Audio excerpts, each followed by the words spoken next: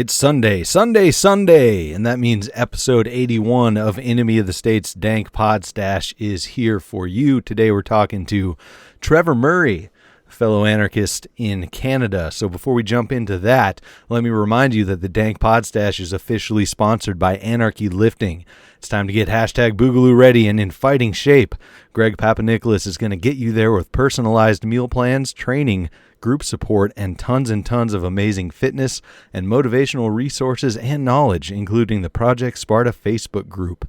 You can go to anarchyliftingcoach.com and learn more about Greg's work. When you're ready to get signed up and get fit, go to gregpapanicholas.clickfunnels.com/opt-in and get started on your path to health. And don't worry, those links will be in the description. You don't have to remember them. And Greg's going to be cleaning all that up, consolidating, and we'll drop the newest link as soon as he gets it to us. I was in Project Sparta. It was great. Got fit, lost some weight, and continuing on my own now. But you can continue with Greg as long as you need to. Keep that fitness going, or he'll shape it so that you can transition to working out on your own like you did for me. It's good stuff. Get in there. Get up. Start learning, drilling, and training, and we know the most important part of prepping or any of that is your physical health. Get to anarchyliftingcoach.com now, and get after it. We also have a special offer for our listeners from friend of the show, author and content creator Shane Radliff of Liberty Under Attack Publications. You can take 10% off your order by using coupon code DANK10. Just go to libertyunderattack.com. They have books focusing on self-liberation, freedom strategy, solutions, and more. Current books include #Agora, Second Realm book on strategy, Ben Stone's Sedition, Subversion, and Sabotage, and Shane's very own Vanu, a strategy for self-liberation. They also offer assistance to new authors throughout the publishing process, including editing, proofreading, formatting for Kindle and paperback, and full-service audiobook production. That's Liberty Under Attack Publications. Share your story, find your freedom. Also have a special shout out to Voluntary Apothecary. Voluntary Apothecary was kind enough to send me a sample care package full of awesome beard care products, including beard oil, mustache wax, combs, and more. You can check out their amazing products at tashtamer.com and voluntарyapothecary.com. Those links will also be in the episode description. All right, let's jump into episode 81 with our friend from the north, Trevor Murray. Enemy of the state. An enemy of the state. Enemy of the state. Dank Pod Stash. You're listening to Enemy of the State's Dank Pod Stash. Check out thedankpodstash.com to find every episode of the Dank Pod Stash, links to support the show via our BitBacker and Patreon, Dank Pod Stash merchandise, and much more. If you'd like to advertise on the Dank Pod Stash, email us at dankpodstash@gmail.com.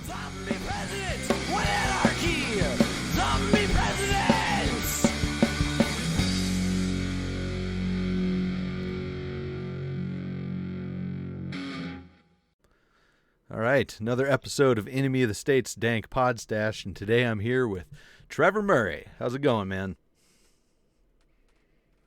Hello, Nick. This is our first time talking. Been on Facebook for a while as friends, and here we are. Yep, doing a podcast. I've been looking forward to this one. We're gonna get an international perspective on all the nonsense going on. But before we get started jumping into that, the usual intro: anarchist, libertarian, something else. What do you call yourself, if anything? And how'd you get there?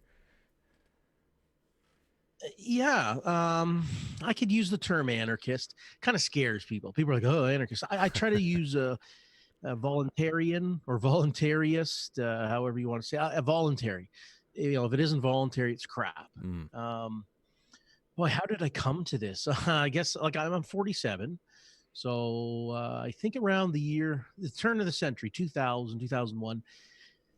I couldn't vote anymore. I thought, Jesus, this doesn't work, right? I've been voting since I was 18. And I guess around my early 30s, I decided, hey, I can't do this anymore. And started going around the internet. The internet's been fantastic, just to find all the information you need. So I started looking outside your typical red and blue political parties. And in Canada, there's like, I think there was about 60 different parties you could choose from. There's the Freedom Party, Libertarian Party of Canada. I started thinking, hey, this, maybe this is the way to go. A lot of parties introducing a flat tax. Maybe it doesn't matter if you make $1 million a year or $10,000 a year, everyone pays flat tax. So these things kind of interested me back then. And actually, right around 2007, I guess, started following Ron Paul. And now I'm from Canada, so we really don't have any kind of Ron Pauls in Canada. Sure.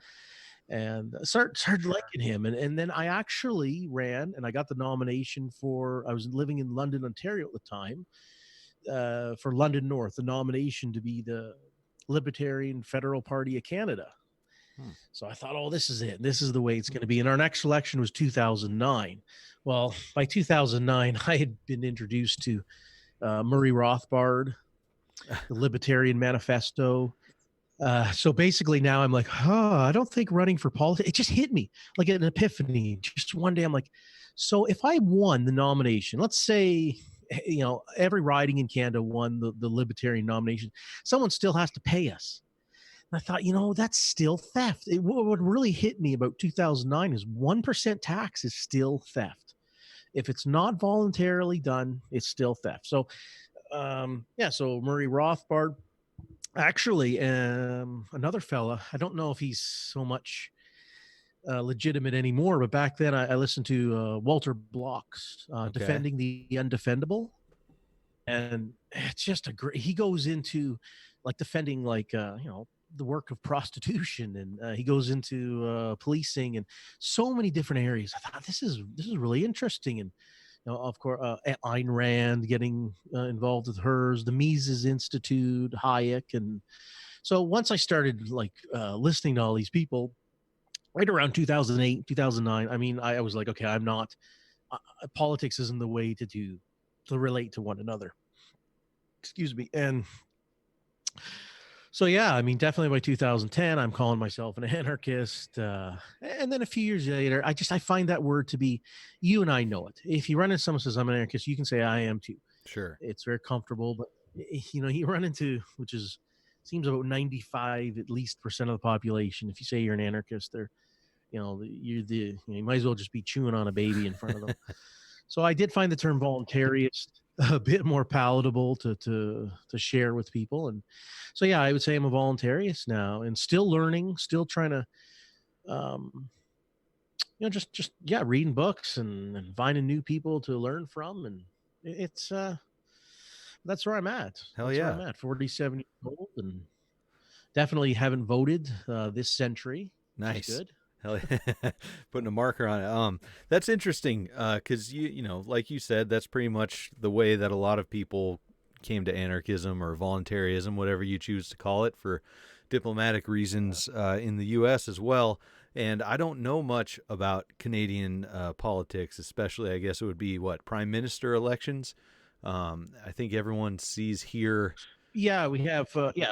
Yeah, I think everyone sees here flip-flopping back and forth for either 4 or 8 years of Republicans and then 4 or 8 years of Democrats and whatnot. And it's just that pendulum going back and forth and people reacting to the last presidency and swinging the other way. Is that similar there?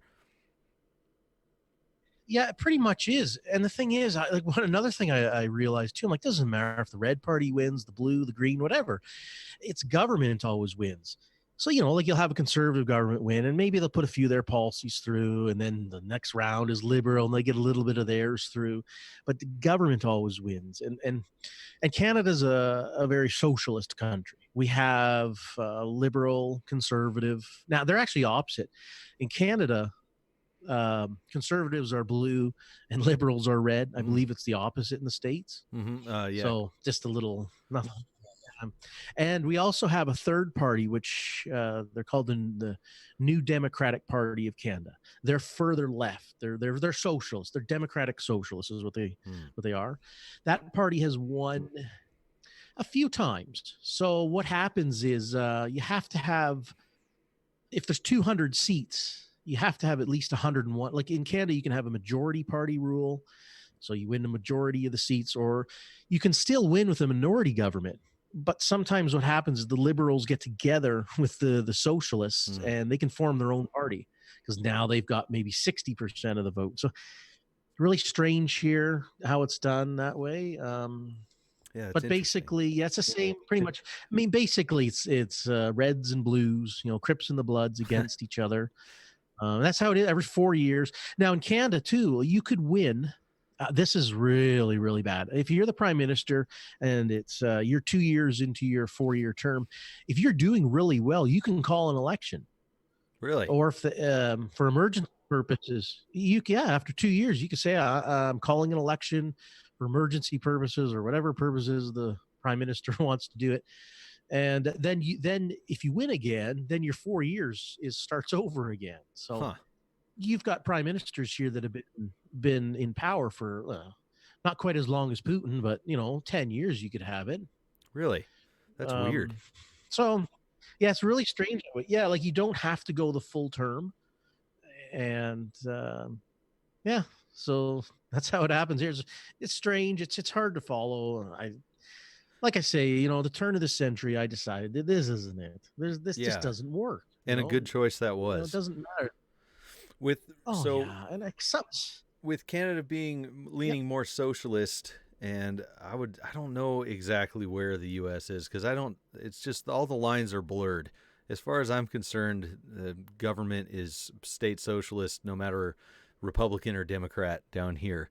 But I would imagine there's less of a hate for socialists in Canada if it's majority socialist. There's less of the my gosh dang commies are going to ruin the U.S. I think it's probably different up there in Canada, right? It is when a conservative government wins, whether it's federal or regional, like a provincial, which is state. Yeah, if it's conservative, it seems like people get all angry. It's like, okay, 60% of the people wanted the conservative government, and then I don't know. Canada's definitely a socialist haven. Everyone like universal health care. Everyone thinks it's free, which is not. Right. 26 cents on every tax dollar that's stolen goes into health care here. So that's pretty expensive. It's just it's very expensive. And here's something. Now I worked in a hospital. I've worked in every department you can imagine as a non-registered person. Now I've worked in the operating room from 1996 to 2016 and left just trying to run businesses. I had, vending machine business and filter business, all these different, I'm an entrepreneur, capitalist really. So the years I spent working in a hospital, I mean, it was difficult seeing things done. And I would, used to have good conversations with the doctors. And I'm like, look, man, if I owned this place, it'd be run real differently. And a lot of doctors like that'd be good if every hospital was individually owned. You'd have your choice to go. Like in Canada, I don't have a choice. If I need hip surgery, I have to go where they tell me to go. Right. And that's not good. Meanwhile, politicians will fly down to the States and have their surgeries done. Of course. Yeah, so for thee, but not for me. It's mm-hmm. So, yeah, it was difficult trying to work in a hospital. The hospitals up here, they're just socialist run and they're junk. They don't look very good. Sure. I tell you, if it was, like I say, if it was private, if I owned it, I always would say to the doctors, cleanliness. And, I'd have the best, I would go up to the doctor and say, what do you need? And they'd say, I need this machine. It's $1 million. And then I said to them, I'd probably buy it for you if you're going to bring business in for me, because people would like that doctor. He does good job. And I want to provide him with the best equipment. And if he can provide having people come to my hospital, I'm going to make more money. Mm-hmm. And, that theory didn't go over well with quite a few people I worked with. They're like, because they're socialists, right? And they figure the government can run it best. Sure. So back to politicians flying down here for their procedures. That reminded me of seeing some criticism of Trudeau during this quarantine. I think he went and visited family and went camping when no one else was allowed to. There were pictures of that. Is that something that actually happened? Yeah. Yeah, he has a cottage paid for on the backs of taxpayers again. Yeah, he went to his cottage. So, it's again, they're saying, hey, stay home. Oh, I hate it. I hate even saying it. Stay home, stay safe. Sure. Meanwhile, yeah, he went to his cottage somewhere in Quebec, and he's, taking pictures outside in the wild. So, yeah, he left. He Dirty bastards. decided that was pretty important. Yeah. Okay, so we're there now since we're talking about quarantine and stuff. What differences do you see of what's going on with the COVID-19 response in the U.S. versus in Canada? Well, again, I like that in my first I'll say everyone knows, I just said I worked in a hospital for 20 years from 1996 to 2016. Now, never in that time, when I worked during SARS, there was, mad cow, MERS, swine flu, all these things came out. When I'd walk through the hospital, if I had to transport a patient, I never put on a mask. I never wore gloves. And after my shift, I'd go out to the bar and have a drink. Or I'd go home, or I'd go to the hardware store. There was none of this shutdown closure in that time. And so it's frustrating for me now to see this all happen. I thought, why is this being, why now? Why not with those other ones? There wasn't a mass amount of people dying during those 20 years I worked in a hospital. Everyone went about their business. I'm very disgusted at how the government is shutting us all down. And basically in Canada, okay, where I live now, I'm out in the mountains, so there's maybe 5,000 people along an 80-mile stretch of highway. It's just very remote. I mean, the area. You're just outside of Spokane, so I'm up here, just 40 minutes north of Nelson and Castlegar in British Columbia. So it's West Kootenay, a very remote area. But still, we have a local hardware store. Basically, got to line up outside and one person in at a time. And restaurants are closed. Yeah. Everything's closed. If you want to you can get on the plane, but you can't leave the country. You can fly from one end of Canada to the other. And I don't even think people are doing that. So it's devastating up here. Devastating. The economy is just this shutdown isn't justified. That's where I'm going to say, just from my healthcare experience and just from my economic knowledge, which I'm sure people have more than I do, but I'm just from what I'm saying, I think more people are going to be damaged this economic shutdown. So many people I talk to in my area, a lot of people move out here because it's a simpler life. You don't have to make too much money to afford to live out here. Sure. But some people, I mean, their money was gone. Their money was gone at the end of March. We already had one of our local gas stations here was someone broke in, and that was really sad to hear that happened here. But so far, yeah, basically, I think it's pretty much the same as you guys were shut down. There's now what they wanted to do at one point, they wanted to close off between British Columbia and Alberta, people traveling. The BC government's like, we don't want Albertans coming in. It's like, well, what's going on here? They want to put up roadblocks? Is this the deal? Huh. That's a little strange. So we're yeah. I don't every week it's something different. I find the totalitarianism every week, something creeps up a little bit more here and there. Lately I'm hearing, if they do find a vaccine, is it going to be mandatory? Right. And if it is, do you want your kids in school? Well, you better get the mandatory vaccine. Do you want a driver's license? Huh? You know what I mean? More coercion opportunities. In Canada, yeah, and they'll hit you anywhere. I think, oh, fuck it, I'll drive without a license. But then I go, now in Canada here, I have a gun license. What do they do if the government says to every Canadian, will revoke your license if you don't get the vaccine? You want your gun? Yeah. At what point do people go, okay, enough is enough?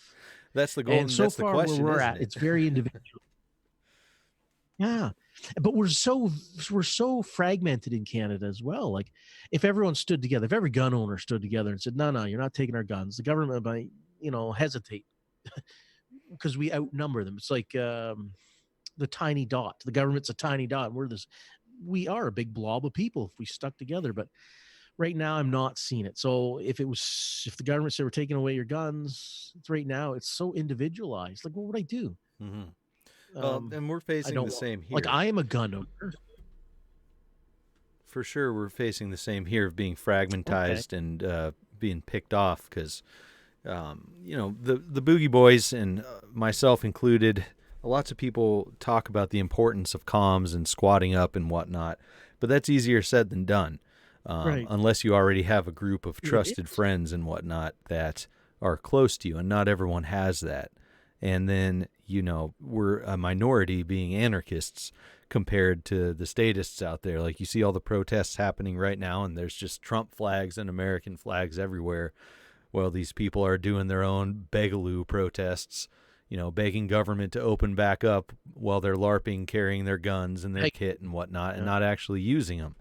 And so it sounds like the statist foothold is pretty secure in the minds of most Canadians as it is in most Americans. And I think it possibly more so, at least just in the anecdotal experience that we're talking about right now, because you and I are both rural, semi-close to each other, and I'm in a similar area, and you said there's like a little hardware store and a gas station, and same here. There's just the mom and pop shops, one chain grocery store, and the only difference is there's no lines to get into any of these places like you're seeing at your place. The only thing is the chain grocery store has what are they called? The tape marks on the floor for social distancing, but everybody else is like, this is bullshit. Just come on in. Which I joked the other day. I went into a Walmart. Now, the closest Walmart to me is about an hour away, and I walked the opposite way for the flags, the arrows that were on the floor. And I swear to, I was told you can't do that. You have to walk the way. I'm like, holy shit, that's how ridiculous it is. Mm-hmm. Yeah, lots of quarantine Karens. Don't walk the way the arrows. Yeah, and this is so frustrating, Nick. I can't. I just. Because, like I said, I've worked through this stuff. I worked in a hospital. I didn't wear a mask. And, you see all those people with I'm sure, I don't know if they have in the States, but I'm sure we see television ads where nurses and doctors and other staff have all the lines on their face from the masks they say that they're wearing every day.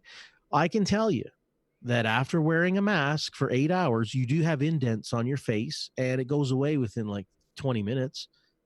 Like a surgeon would get out of surgery and they've been in there for 8 hours. They take their mask off. They didn't complain about the lines on their face. Sure. So much stuff that people don't know. And this is why I appreciate podcasts like this. Yeah, to talk. Sorry to cut in there. And I'm trying not to step on you. We got the delay because of my shitty satellite internet. But those pictures, they look like abuse victims or something. And I haven't worked in a hospital or been around people like that, and I was like, damn, they must be working some crazy shifts for that to happen, because I've worn dust masks and different PPE working in mining and have had abrasions and whatnot that I figure are from the dust and grit that gets in there, but it's not that bad. Similar, but not that bad. Right. And so I think it was homie Josh Judd posted about that, and then I was talking with my friend Daniel Johnson that friends of the show know from Hot Tokes, and I was thinking maybe it could happen. They're like, no, man, that's not going to happen. There's no way that's happening. And I looked into it more. I was like, yeah, that seems like bullshit. That seems fake. And so it's good to hear another person who's worked in the hospital setting say that that's bullshit. Like the lines happen. Like I say, like if you get a surgeon in surgery for 8 hours, but they didn't take their mask off and complain and go, look at the lines. It doesn't hurt. I used to get them if I wasn't in an OR room as long as a doctor. Mm-hmm. My job there was I'd have a mask on for maybe an hour. Are they like the horrible bruising in those pictures? I mean, it's it doesn't like it's. I don't understand. Some of these pictures are quite. I don't know if they're believable or not. Like the lines on your face, they do happen. The indent presses come in, depending on what kind of mask you're wearing. But it doesn't hurt. Like, they're playing it up. It's not like these people are. I don't get it. I really don't. I don't like, because I say I got 20 years of working in a hospital. I Right. never, Well, you know, and some people did wear the N the respirator mask all day. I knew people. It's not like everyone I worked with in the hospital was just like me and didn't wear gloves and a mask when I wasn't in an operating room. Some people did wear the masks all day, but there was never people saying, "Oh my God, my face is so." So you just went and washed your face and, you know, went home. There's no bruising. Like that's weird. That's when I see yeah, pictures, I'm like, well, what is someone punching them? Because like a mask will cause, and the N95 mask too. It's I mean, you can wear them for, yeah, you're going to get the indents in your face, but the bruising, I don't know what the hell, what they're wearing it too tight. We had to spend an entire day getting our faces fitted for these masks. Like it's not like they just hand out them. Oh, here you go. This. No, there's special nurse educators that would go around and say, okay, here's your fitting.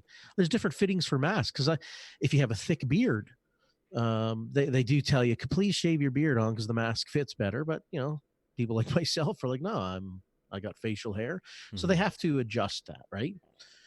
There's no, I don't know. I see these ads on TV. The nurses all look so grumpy, or they're like, oh, look at me. right. It's like, no, Well, they're playing it up. and now It's we're being played seeing up. these fucking TikTok dance court or whatever videos of all these nurses dancing. It's like, what? I thought we were in a crisis with our hospitals being overrun. What the hell is all that?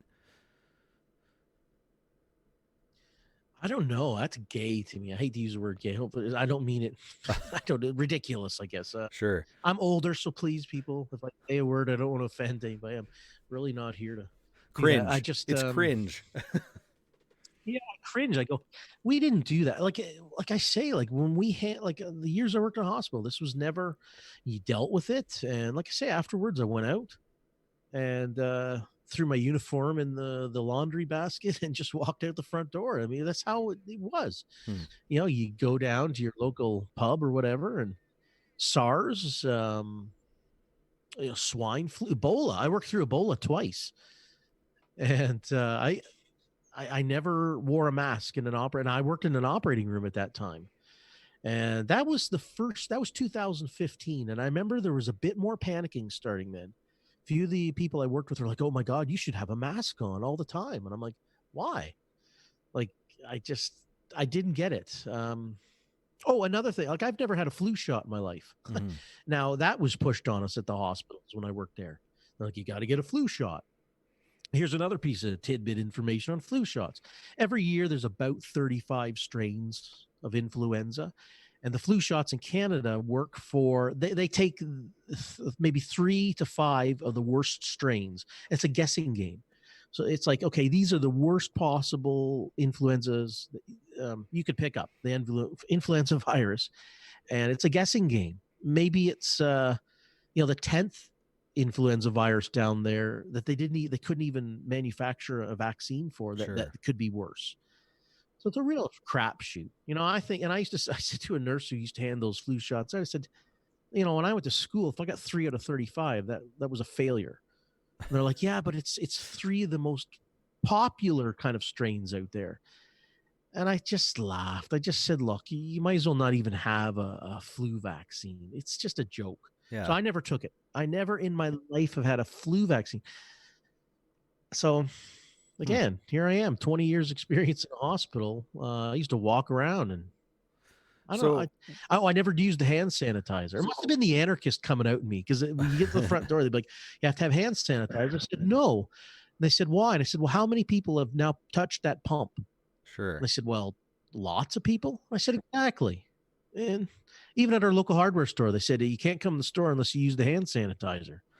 You have to use the pump. And I said, well, how many people have touched that?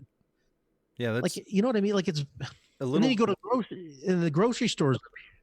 It seems like a little more, well, quite a few more people are on board with the government mandated precautions up there in Canada, it sounds like. I wanted to ask, though, because you said you went through the hospital. You were in the hospital, so you went through the SARS and MERS and Ebola scare twice. What was the attitude of people then? Yeah. And why are people more scared now if this COVID-19 is not as deadly as those, if that's true?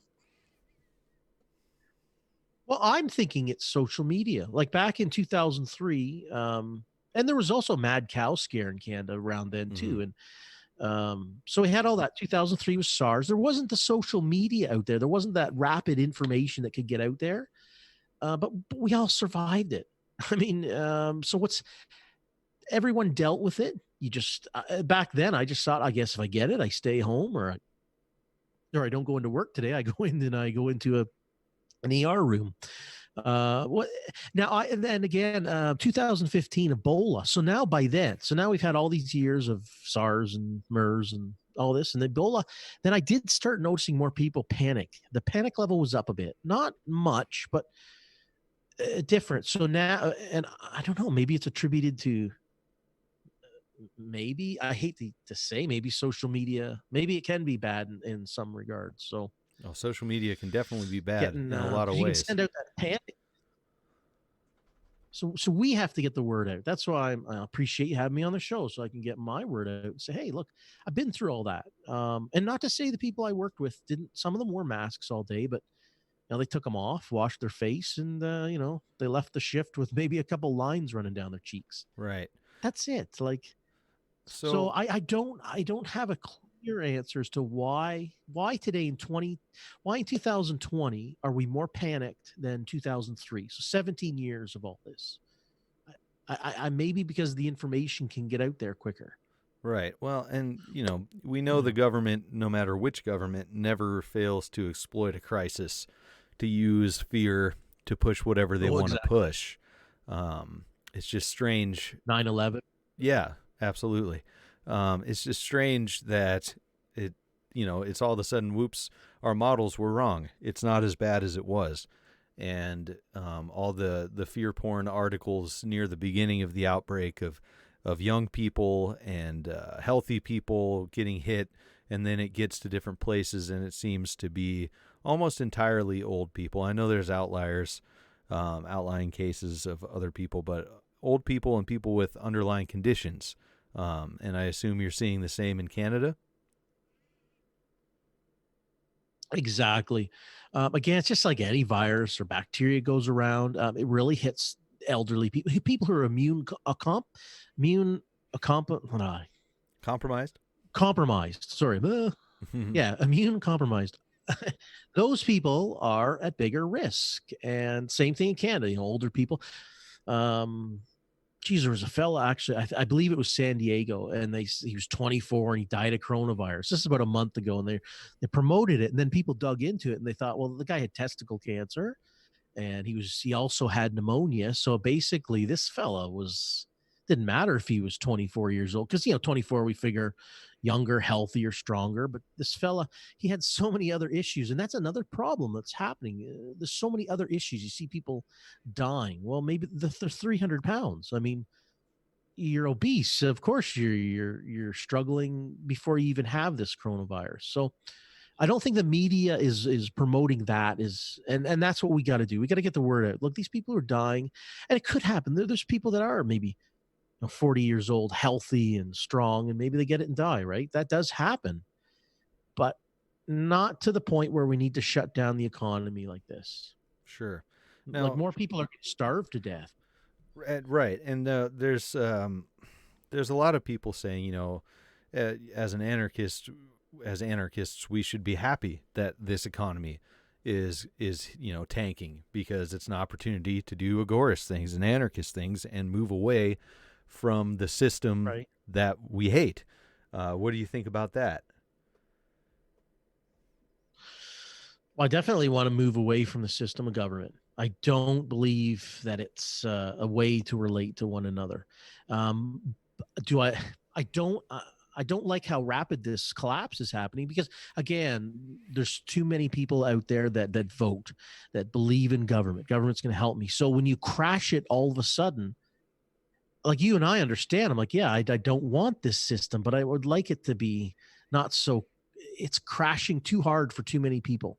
Too many people are like clamoring for government. Like you said, the Begaloos, the people begging government, help me, give me my stimulus check and give me this and help me and do this.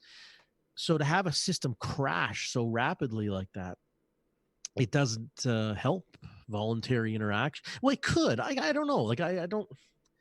I'm not sure how it could, if it's going to help. Well, I think what could really help would be us being good ambassadors to statists, rather than the usual. Oh, absolutely. The usual I don't know, antagonizing way that Fighting a with lot them. of us, yeah, exactly, name Yeah. calling and whatnot, would be a good way to get people to start thinking, maybe I need to be independent from the government. And especially if you can help people start seeing that before their purchasing power crashes along with everything else. Because the amount of money going out is just insane, not only to corporations and banks and whatnot, but to people. Here, if you can do your stimulus check, you can get that if you're, I don't know, whatever tax bracket you're in. I think it's under $75,000 a year, and you file taxes, you're getting that $1,200 per adult and $500 per kid. And then if you don't file, there's a non-filers program, which I find to be really sketchy, because I think they're using that to look into why people don't file. Maybe they should be filing, and there's a lot of return messages from the state to people who have used those saying, we're not sure, we don't know, or at this point we can't determine whether or not you're eligible. And that's weird. It makes me think they're investigating those people more. And then on top of that, Now, when you say not oh, sorry, go ahead. I don't understand. Like when you say they're not filed, you're meaning like every April they're not doing their federal taxes in. Is that what you're Correct? Yeah. saying? And it's either Okay. people doing that legally because they make less than what they would need to, or it's people just bucking the system and not paying taxes. Right, which is fine too. Yeah, it's Tax evaders. That's a big thing up here in Canada. People get mad at you if you don't file or you're against taxes. So same here. I find that weird. If you've made a decision not to file taxes, and that's good. Well, I don't know why they'd contact the government. Now the government's going to look into those people and go, well, you haven't filed for 10 years. Sure, and that's then what they I was might thinking. send you a bill for $50,000, right? Yeah. Like if you haven't filed for 10 years, the government looks into you now, aren't they? They're going to be like, well, you owe us 50 grand, right, or something like that. You know what I mean? Like now you're like, oh fuck. That's exactly my that's thought. not good. I don't know why people who have been evading. It's one thing for just your run-of-the-mill person who's not an anarchist who doesn't file because they don't make enough money, because as under a certain amount you don't have to file. It's one thing, if they file for the stimulus, but if you're evading taxes and you file for the stimulus, that's exactly my fear. But the thing about it is that I'm seeing as well is all this money they're pumping in, we know it's going to just tank the purchasing power of the dollar. So and then they've also introduced a proposal for $2,000 a month, pretty much universal basic income. Some of the plans call for indefinite, some call for a finite amount of time. And what I'm thinking is that there's a lot of people who are taking the risk to get this money now to buy what they need before that purchasing power drops, which I can't say is necessarily a bad idea, other than getting investigated. Yeah, like I wouldn't want to get investigated. I hope by now everyone, I just read that article yesterday. $2,000 for 3 months. Some states were introducing that, but they're really getting people just sucking on the teat of government even more. Right. I understand people are like, hey, I got, a lot of people I think I see wanting to buy guns and ammo with their stimulus check. So invest in lead and brass, I guess. Yeah, lead, brass, stuff. Yeah, to be I don't self-sustaining, and then pay off debt would be my advice if you're going to do that. But $1,200, I'm thinking, shit, like that might buy you. I get a couple handguns and some ammo and stuff. I don't know how much $1,200 worth of guns buys in the States. In Canada, it's not. A lot of things talk about paying debts and stuff too. A lot of people up here, like banks, people, mortgages and rent. People are getting to the point now where they're saying, hey, do I buy food for my kids or do I pay the rent? So you tell the landlord, hey, this is the situation. I haven't worked in a month. There's no money coming in. I got no family with money. A lot of people everyone's at a different level, I say, for their financial ability. I could, we're okay. But at some point, like my landlord, he has a cattle ranch, and he's saying less people are buying his meat and stuff. Mm-hmm. So he still wants his rent money, right? Sure. Everybody still wants their money. But at some point, people are going to start making decisions. Okay, do I buy a handgun, or do I pay rent, or do I buy food? Sure. I mean, and we're so dependent. This is one thing that's really, this is one reason why we moved from, like, I used to live in big cities in Canada, Edmonton, Calgary, London, Ontario.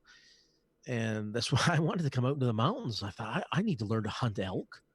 I need to learn how to clean a chicken, clean a turkey. And this is, thank God for YouTube. Mm-hmm. I mean, I've learned so much on YouTube. I think I could pretty much go out and, I can clean turkeys, and just from watching YouTube, it's very valuable. That's one thing during this time I've been trying to figure out, how do I clean a cow? Sure. I mean, we got 7 acres here. I've got 13 cows walking around. Maybe I need to know how to clean one. I don't know. There's good books and videos for sure. Yeah, so everybody's in a different. Now, my parents live in Michigan. I can't even visit them unless now they're older. My dad's not in great health. I can't go see him unless he passed away. That's the only reason. That's the only way I can get into the U.S. right now. Jeez. And it's a shame because, like you're talking about, you're setting up a squad, and I was intrigued in that, thinking, well, I'm only about 3 hours north of you, so how could we do like a Can-Am connection? Mm-hmm. Like, I can't even come down to see you. I couldn't say, hey, Nick, I'm coming down to Washington State for a few days, and I can't do that. I can't even see my parents. Right. So if I were to fly, I can't fly into Michigan. I can't drive in there. Yeah, my dad, it's putting a lot of stress on him. That definitely puts a damper on quite a bit of the stuff that we need to do. The people who are willing to Boogaloo, or at least protect themselves in their group, like we were talking about, is all these restrictions. And I think that's definitely part of what they're trying to accomplish with all these restrictions. And, it's definitely possible to be able to care about the possible bad outcomes, and people dying and whatnot, and real threats from a virus like this coronavirus. And that's something I wanted to ask you too.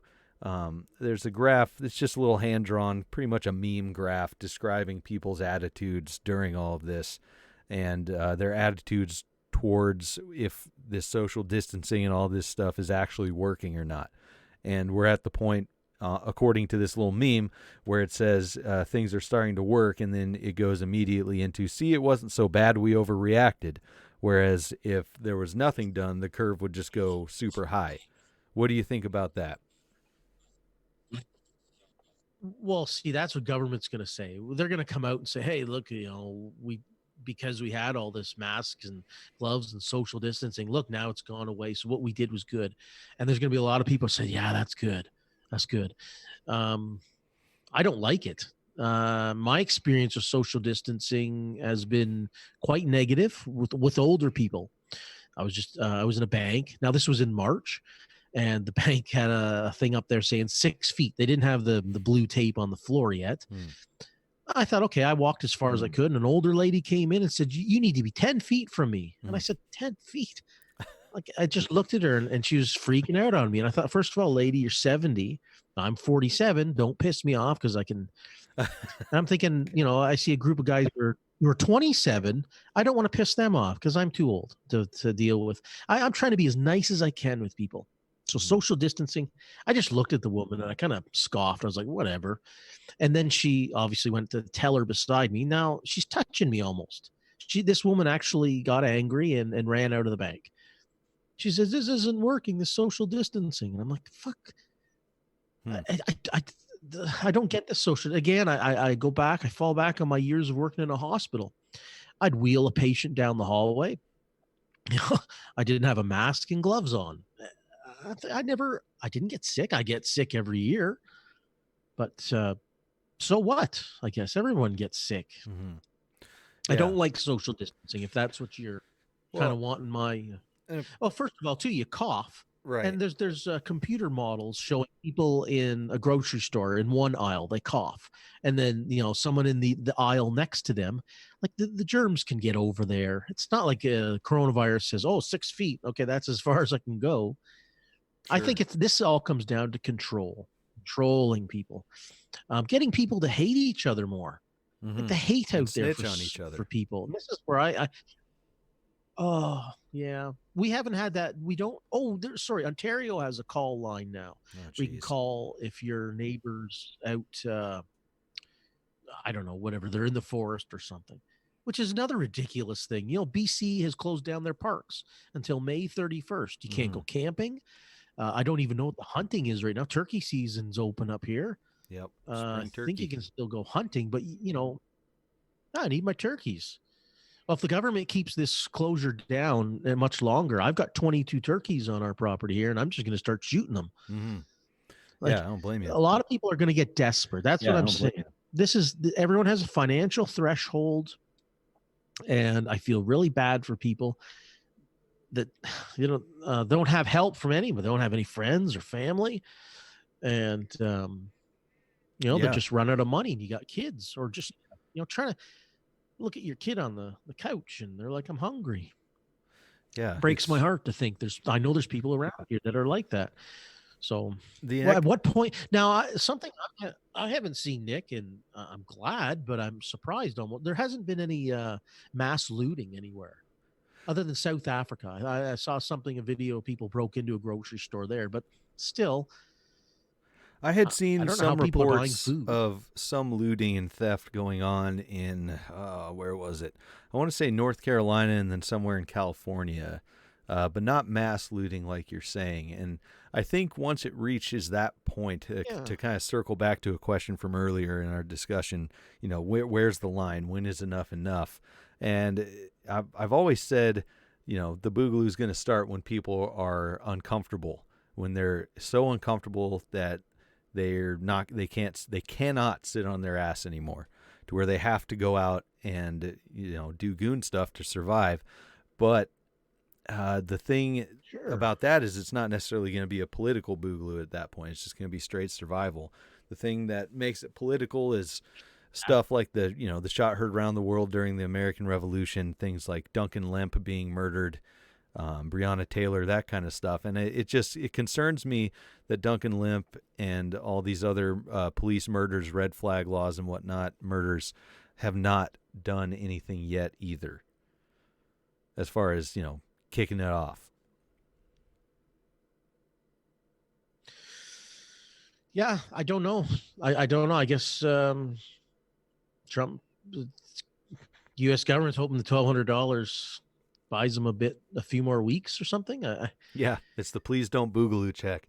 Well, I don't know. Someone else I was talking to the other day was there's a lot of skeptics with as far as the Boog. The Boog's never going to happen. It's a bunch of LARPers, a bunch of meme makers and whatnot. And I'd be willing to cede that a very high percentage of people calling themselves Boog boys are exactly that, LARPers and meme makers only, and they don't do anything else.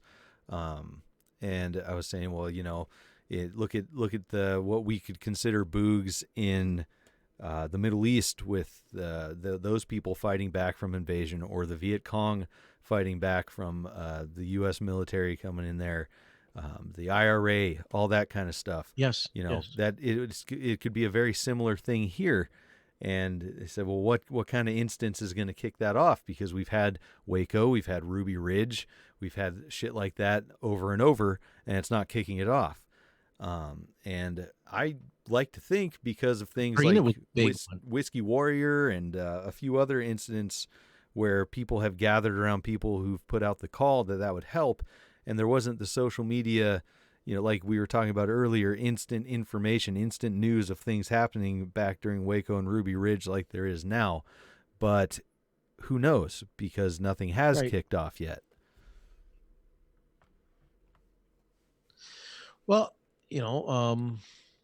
like Katrina was on a small scale, but the soldiers, cops, they went door to door. There's articles of older people saying, I'm not giving you my handgun. And there's pictures of soldiers in people's kitchens beating up a 76-year-old woman because she won't give up her 38, right? Like that should be an example of what could happen to the United States and Canada on a large scale. Now imagine Katrina all over North America. Every soldier's coming into your house. It just, that's what's, but I don't know at what point people are say enough is enough. Right. Because everyone's financially, yeah, I'm still able to put some food on the table. But everyone's got their threshold. That's like I was saying, it's the million dollar boogie question, man. Yeah, all these, I don't even like bug boys. Maybe I'm too old for boogie boys or something. I can't run. That's why I have a gun. Sure. Yeah, I just at what point now correct me if I'm mistaken. Like I think of where the United States is heading could be like another 1776. That's your big revolution, unless I'm wrong. But that would be I my think guess. that only 20% of the actual American population only 20% of the American population backed that revolt against King George. It was a Is low that true? percentage. Is that? Yeah, I don't know if my numbers are numbers. Was it today? I've seen a lot of different numbers. I've seen maybe. I was surprised. Things, I just assumed. I don't know if it's going to be. I was surprised. That's what a 1776 to. I think it could be more of a Civil War too, or different wars of secession. We were talking about California, Washington, Oregon splitting off possibly, and I've seen a lot of other articles and memes and whatnot of people expressing that same sentiment from other places. And we all know Texas is always trying to secede, so I'm not sure. Plus, looks to be some stirrings from the governor of South Dakota, who's criticizing people giving up freedom for safety. So that could be a thing too. Another war of secession, or a few different fronts of different wars of secession among the states.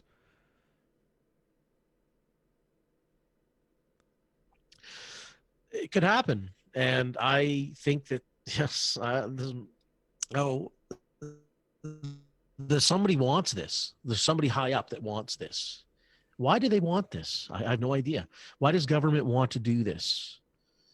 To me, they have nothing to gain because they just, maybe there's not enough taxes for them to collect anymore. Do they want this kind of a war to happen? Yeah, a lot of people are thinking population control. And the reason why I brought up 17, right? Yeah. The reason why too I brought up 1776 because I think if 20%, I don't think that number today would even be maybe 2%. I don't know how many Americans would support a kind of closure of government. Well, like, doesn't the Constitution say, hey, if the government's going in a wrong direction, you can close it down? Yeah, supposedly, I don't put much stock in the Constitution. Hello? I'm a big time Lysander Spooner fan. Yeah, I don't think it would be a very high population of people who would back the rebels, the rebel cause anymore. But I also think that the people who would be more like the loyalists are the people who live in these big city centers that have the democratic control and whatnot. I think most of the rural people, the people in the flyover states, are probably worth more as far as boots on the ground should it come to something violent anyways. So I think that would make a difference in maybe a smaller number of people, standing up to government or what have you. Well, how many people in LA? Exactly. Like, you talk about the big cities, like how many people in LA are dependent on grocery stores? We're all dependent. This is what scares me. Every time I go to a grocery store myself, I'm thinking we are so dependent on the government feeding us that you imagine 7 million people in Los Angeles screaming for the government, feed us, feed us. Sure. They're not gonna take up arms. That's dangerous. I doubt. very much.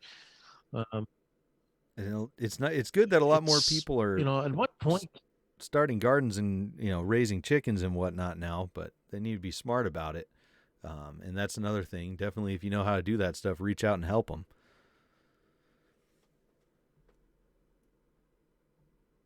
Exactly. I'm an amateur at that. Fortunately, I do live in an area, where I can harvest quite a bit of animals. We have lots of deer, and Yes. chickens, and turkeys, and everything around our property. So, but if the government does not reopen society, my estimates by the end of May, I mean, it's going to be a tough winter. Even if they lift it by the end of May, it's going to be a real tough winter for a lot of people. Well, yeah. I mean, myself included, I think. We're seeing the farm waste now. How do you, especially if I'm reading more stories of farmers. Yeah, farm waste, because now Mexicans can't come up and pick. In Canada, we have Mexicans come up in the summer and pick fruits and vegetables, and Jamaicans. We used to go to Ontario in Canada and pick corn and stuff. We used to pick a lot of tobacco. Well, I'm very fair skinned. If any, you can't see me on the camera now, but anyone looks up my picture, I can't stand out in the sun. So that's why it's okay to have. So a lot of farming now is suffering because they don't have people that can go out and work in the fields all day. Sure. That and livestock. I've even heard of closures of with the restaurants closures and less demand right now, there's a lot of product being wasted. It's just not going out. Luckily, some people are finding ways to get it to the people who need it for free. But like you said, it's going to be a rough winter because this is the preparation for next winter right now. Oh, exactly. Oh, and other articles, farmers can't even give away milk because cops come up and, you can't give away raw milk. Oh, yeah. You have to go through this processing plant first. So, a lot of that's happening where people are afraid to even give away their food because now cops are showing up. Mm-hmm. Yeah, it's disgusting. I have no respect for anyone who wants to be these people who become police officers that enforce these kind of laws. They scare the shit out of me. I feel bad for them and they anger me too. Like, it's just, why are cops doing this too? I don't know what police are like in the States right now, but in Canada, they're kind of backing off, but I'm sure if I sold something at the end of my driveway, they might come up and say, you can't do that. Well, cops here arrested a guy for, I think he was paddleboarding in the ocean for violating social distancing. So that'll tell you exactly where the cops are at for this. So fuck them as usual. Right. But we're about at the end of my allotted hour for the show, man. So you got anything else you want to get out before we shut her down? Just, hey, don't panic out there, people. Okay. I like I say, 20 years of working in a hospital. I worked through Ebola twice. Swine flu, anything from 1996 to 2016. And I worked in 7 different hospitals across Canada in all departments. I mean, I've been and I never wore a mask and gloves, and I'm still alive, people. And I'm not the healthiest of people. I'm not the fittest of, I'm not anyways, just try not to panic, for goodness sake. Definitely. That's all. Advice. Just don't panic. Absolutely. Well, it was a pleasure, man. Hopefully we can do another show. Invest in lead and that's right. Yeah. Lead, gold, silver, all the precious metals. And I apologize metals. to the people too. We don't. Yeah, invest in that lead and brass. And I apologize to all your listeners too. I didn't have my video working today, so it's just strictly an audio podcast. And I promise next time I'll have this. You can see my pretty face. Yes. Next time, hopefully we'll be there, man. I appreciate you coming on the show, and I'll be looking forward to that next time. And hopefully we'll have a little brighter circumstance to talk about than what's going on now. But that was still excellent stuff. Thanks for coming on. And remember, everybody, total freedom, no exceptions. Enemy of the State's Dank Podstash is sponsored by Anarchy Lifting. Go to anarchyliftingcoaching.com to learn more.